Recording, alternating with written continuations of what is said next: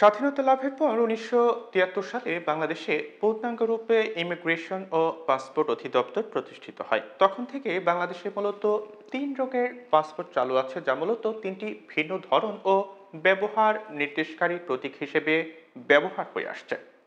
Bangladesh immigration ও passport অধিদপ্তরের একজন পরিচালক মোহাম্মদ আবু সাইদ গণমাধ্যমকে বলেছেন যে শুরুতে পাসপোর্ট ছিল ৩ রকম: অর্ডিনারি বা সাধারণ পাসপোর্ট, স্পেশাল বা বিশেষ পাসপোর্ট এবং ডিপ্লোম্যাটিক বা কূটনৈতিক পাসপোর্ট।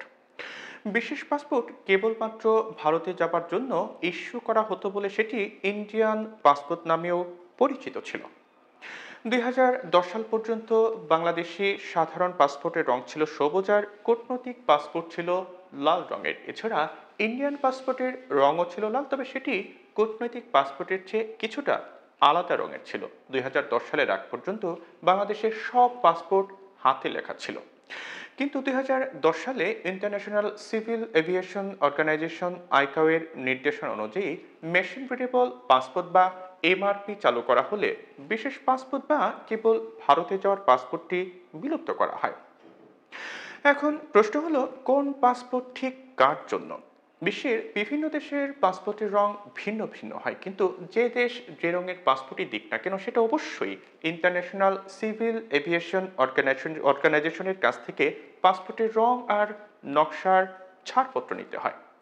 তবে সাধারণভাবে পৃথিবীতে লাল, নীল, সবুজ এবং কালো এই 4টি রঙের ভিন্ন ভিন্ন শেডের পাসপোর্ট হয়ে থাকে। বাংলাদেশে সাধারণভাবে সকলের জন্য সবুজ রঙের পাসপোর্ট চালু থাকলেও দেশে আরও 2টি রং অর্থাৎ নীল এবং লাল পাসপোর্ট চালু রয়েছে। সবুজ সবুজ পাসপোর্টকে বলা হয় অর্ডিনারি পাসপোর্ট। এই পাসপোর্ট হচ্ছে বাংলাদেশের সকল সাধারণ নাগরিক এবং সরকারি চাকরিজীবীর জন্য। এই ক্ষেত্রে জন্মসূত্রে এবং বৈবাহিক উভয় সূত্রে বাংলাদেশের সব নাগরিকের জন্য এই সবুজ পাসপোর্ট।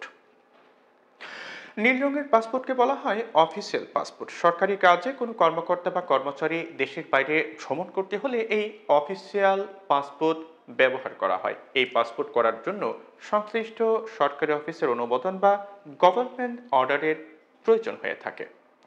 এই নীল পাসপোর্টধারী ব্যক্তির অন্তত 27টি দেশে বিনা ভিসায় ভ্রমণ করতে পারেন।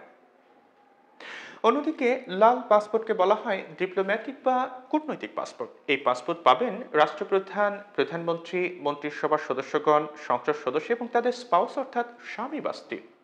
সে সঙ্গে উচ্চতর আদালতের বিচারপতিগণ, পাবলিক বিশ্ববিদ্যালয়ের উপাচার্যগণ, পাবলিক সার্ভিস কমিশনের প্রধান, মন্ত্রণালয়ের সচিবগণ এবং বিদেশে বাংলাদেশি মিশনের কর্মকর্তারা লাল পাসপোর্ট পান। লাল পাসপোর্ট যাদের আছে তাদের বিদেশ ভ্রমণের জন্য কোনো ভিসা প্রয়োজন হয় না। তারা সংশ্লিষ্ট দেশে অবতরণের পর অন অ্যারাইভাল ভিসা পান। ডিপ্লোম্যাটিক বা কূটনৈতিক পাসপোর্ট সব দেশে লাল রঙের হয়ে থাকে। এখন প্রশ্ন হলো, বাংলাদেশের সাধারণ পাসপোর্ট সবুজ কেন? বাংলাদেশের সাধারণ পাসপোর্টের রং সবুজ কেন? এই প্রশ্নের কয়েক রকম উত্তরের কথা জানা যায়। কোনো একটি একক কারণ এখানে প্রতিষ্ঠিত নয়। একটি প্রচলিত ধারণা হচ্ছে যে অধিকাংশ মুসলিম দেশের পাসপোর্টের রং সবুজ থাকে, এই কারণে বাংলাদেশের পাসপোর্টের রঙও সবুজ।